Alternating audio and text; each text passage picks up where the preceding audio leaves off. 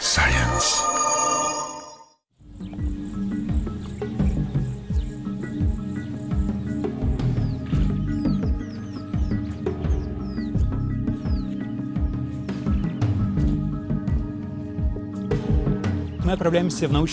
Dans ce reportage, nous suivons une expédition de recherche à la frontière entre le Zimbabwe et la Zambie. Des scientifiques européens et africains joignent leurs forces pour tenter de percer les mystères des fleuves du continent noir et comprendre leur rôle dans l'équation climatique mondiale.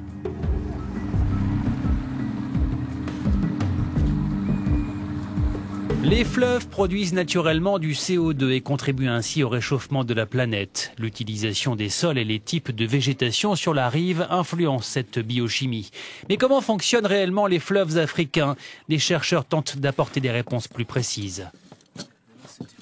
Nous sommes sur le Zambèze, le quatrième plus grand fleuve d'Afrique et le plus grand fleuve qui se jette dans l'océan Indien. C'est le site de notre recherche.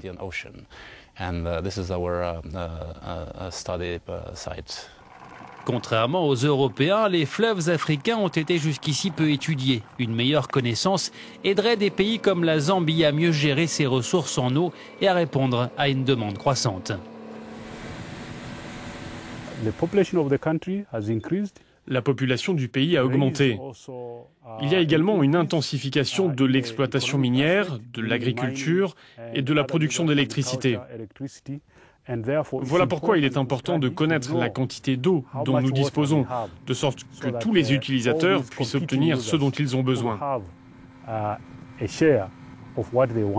Les scientifiques mesurent la température et la teneur en CO2 dans l'eau. Ces données permettront de savoir quelle quantité de carbone qui entre dans le fleuve via des matières organiques décomposées ou des minéraux du sol est convertie en gaz ou sédiments.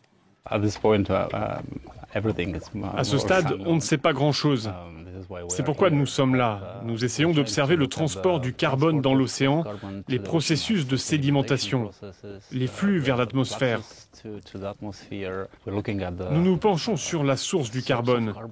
Nous essayons de comprendre quelle quantité de carbone dans ce fleuve est terrestre et quelle quantité est produite en milieu aquatique. Une fois que toutes les mesures auront été prises, Christian retournera chez lui en Belgique, à l'université de Louvain.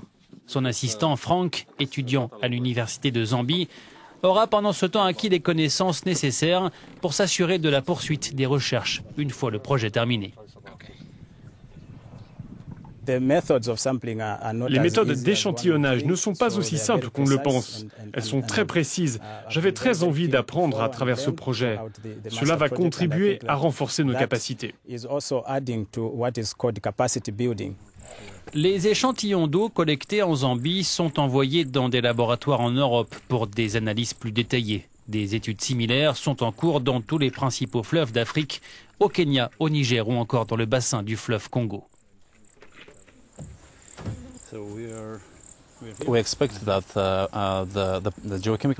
Nous nous attendons à un changement des paramètres géochimiques, dont le dioxyde de carbone et l'oxygène. Ce changement peut être influencé par le paysage et l'hydrologie. C'est pourquoi nous continuons à échantillonner le fleuve en aval jusqu'à l'océan Indien, là où il y a le plus grand nombre d'échantillonnages.